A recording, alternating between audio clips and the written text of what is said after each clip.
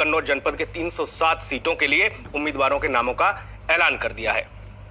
चर्चा की शुरुआत करेंगे। मेहमानों से आपको रूबरू करा देते हैं। हमारे साथ भारतीय जनता पार्टी का पक्ष रखने के लिए नेहा शालिनी दुआ हमारे साथ मौजूद हैं। साथ ही कांग्रेस का पक्ष रखने के लिए हमारे साथ मोहिंद्र प्रकाश हैं और विशेष टिप्पणी के लिए वरिष्ठ पत्रकार आरबी उपाध्याय भी हमारे साथ हैं और राजनीतिक विश्लेषक सावित्री चौधरी भी हमें कुछ देर में ज्वाइन करेंगी। सभी मेहमानों का बहुत स्वागत है। चर्चा की शुरुआत नेहा शालिनी दुआ आप ही से।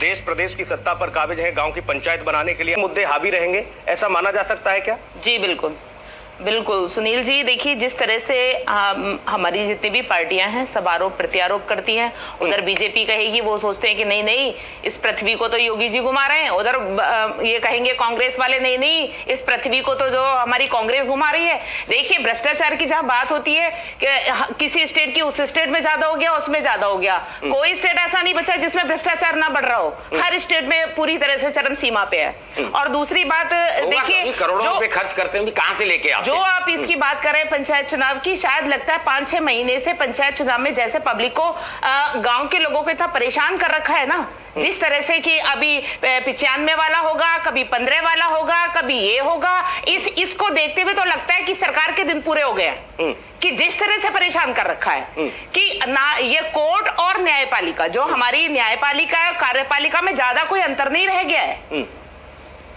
बिल्कुल सब उसी पे चल रहा है। बहुत से ऐसे गांव जो पूरा गांव टोटली सामान्य कैटेगरी वाला और लेकिन वहां पर कहते हैं जर्नल में होना चाहिए और एससी दे दिया, सीधे जर्नल में होना चाहिए। इन लोगों के पास व्यवस्थाएं पहुंची। हर आदमी को लड़ने की वो छूट देनी चाहिए कि हर आदमी लड़ सके, जर्नल में ही होनी चाहिए। लोगों के मंसूबे पर सावित्री जी पानी फेर दिया। कई ऐसे प्रधान भूतपूर्व और जो वर्तमान में खड़े हो रहे थे, बोले भैया 6 महीने से व्यवस्था में लगे थे, 10 लाख रुपए खर्च हो गए, बोले पता चला सीट तो ऐसी हो गई। और आज वो क्या करें? बहुत ऐसे लोगों के देखिए इसका बहुत बड़ा असर पड़ने वाला है। आप देखना इसका इतना बड़ा असर पड़ने वाला है। लगता है कि ये शायद पहली बात यह कि केंद्र के कुछ मुद्दे और सबसे महत्वपूर्ण है वो किसी से छुपा नहीं है। तो देखिए मैं मानता हूं कि मनरेगा का, सावित्री चौधरी जी यही सवाल आपसे, मनरेगा योजना, गांव-गांव में शौचालय की व्यवस्था और उसके अलावा रसोई गैस की व्यवस्था, ये सारी चीजें बांटना, और राज्य सरकार जो अपने स्तर से चाहे वो राशन की व्यवस्थाएं कर रही है या कुछ है, तो क्या ये माना जाए कि Bharatiya Janata party booth level पर मजबूत हो जाएगी? नहीं होगा। ये सिर्फ और सिर्फ दिखावा चल रहा है, कुछ नहीं है। देखिए जो मनरेगा की अगर आप बात करें, पात्रों को कुछ नहीं मिल पाया है। हम बेस पे काम करते हैं, गांव शहर में हमने देखा है कुछ नहीं है। जो पात्र हैं बाकी उनको कुछ नहीं मिल पाता है। जो गोद की बात अभी सर जी कर रहे थे, गोद लिए गए, बहुत गांव लिए गए, कुछ नहीं हुआ उनमें। सिर्फ गोद लेके हम बोल दे कि हमने उसको गोद ले लिया, हमने गोद ले लिया, क्या हुआ? अब तो वो भूल ही गए। वो गोद में ही रह गए, वो पैदल भी नहीं चल पाए। कुछ नहीं हुए, वो गोद में रह गए, कुछ नहीं हुआ, कोई विकास नहीं है किसी में भी। तो आप मानती हैं कि ये सारे जो मुद्दे हैं, चाहे वो महंगाई का हो या फिर रसोई तक की किसी सरकार ने गांव में जाके स्कूल नहीं बनवाए। गांव में स्कूल नहीं थे, गांव में स्कूल नहीं थे, पहले पाठशालाएं नहीं थी, प्राइमरी पाठशालाएं नहीं थी। यही दिक्कत वहीं से शुरू होती है। दिक्कत वहीं से शुरू होती है। आप कहते हैं गांव में स्कूल बनवा रहे, पहले स्कूल नहीं थे क्या? क्या कहना चाहते हो?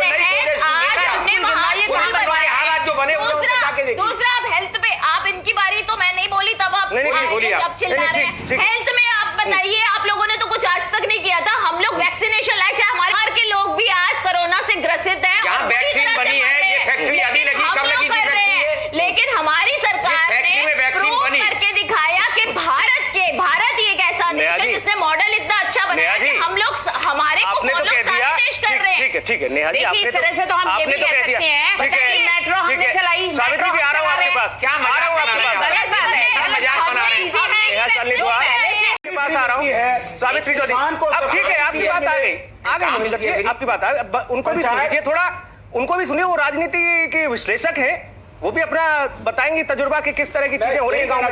ठीक है सावित्री चौधरी, क्या डीजल पैदा हो जाने से या ये सारी चीजें जो बता रहे हैं मोहिंद्र प्रकाश, क्या इससे गांव का कल्याण हो जाएगा? बिल्कुल होगा। जब आपसे नहीं है मोहिंद्र प्रकाश, आपने अपनी बात रख दी, सुन ले, अब वो बताएंगे। ओके देखिए सुनील जी, मैं ये बताना चाहूंगी, जिस तरह से सरकारें झूठ बोल कर, झूठे वादे करके अगर सरकार बना लेते हैं, तो क्या वो ये सोच ले कि हमेशा हम रहेंगे? क्या जनता पागल है? जनता नहीं जानती क्या? आप ये वही है ना, सरकारें तो आएंगी जाएंगी, वही विकल्प जनता ढूंढ रही है ना। झूठे वादे किए।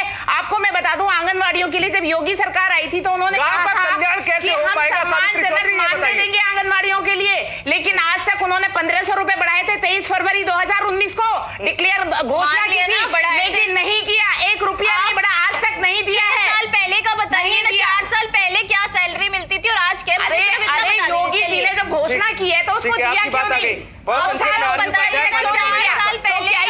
दोबारा वापस आएगी। ये सरकार के दिन पूरे या 2022 की बिसात बिछने के साथ साथ उत्तर प्रदेश की सियासत का एक नजरिया अलग, एक पैमाना सेट हो जाएगा। देखिए, पैमाना कहां से सेट होगा? पॉलिटिकल पार्टियों को अपनी सोच बदलनी होगी सुनील जी। ये जो कहते हैं कि नहीं हमने विकास, कह देने से विकास नहीं हो जाएगा, सिर्फ घोषणा पत्र में ले आने से विकास नहीं हो जाएगा। विकास का जब अंतिम व्यक्ति कहने लगे हाँ विकास हुआ है, तब विकास हुआ है।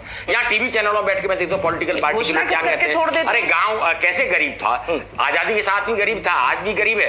कब तक गरीब रखेंगे उसको? जब तक उसका विकास नहीं होगा। मैं बार बार कहता हूँ, उसके लिए योजनाएं गिनाना यहाँ पर भारी पड़ रहा है। मैं देख रहा हूँ व्यवस्थाएं अलग बदली है, पंचायती राज है। ऐसे में आज गांव में भी 10 से 12 लोग ऐसे हैं जो प्रधानी के लिए टाल ठोक देते हैं। ये भी एक बड़ी समस्या है। उत्तर प्रदेश में निर्वाचन आयोग, माननीय निर्वाचन आयोग के लिए एक सबसे बड़ी कठिन परिश्रम और परीक्षा ये है राज्य निर्वाचन आयोग के लिए कि उत्तर प्रदेश में शांतिपूर्वक व्यवस्था सुचारू रूप से निर्वाचन आयोग इससे चुनाव को, पंचायत चुनाव को संपन्न करा ले। ये भी एक बहुत बड़ा कार्यक्रम है, त्योहार है। आप सभी लोग इस चर्चा में जुड़े। नेहा शालिनी दुआ आपका बहुत धन्यवाद, सावित्री चौधरी आपका भी, महेंद्र प्रकाश आप भी, आरबी उपाध्याय जी आपका भी बहुत धन्यवाद।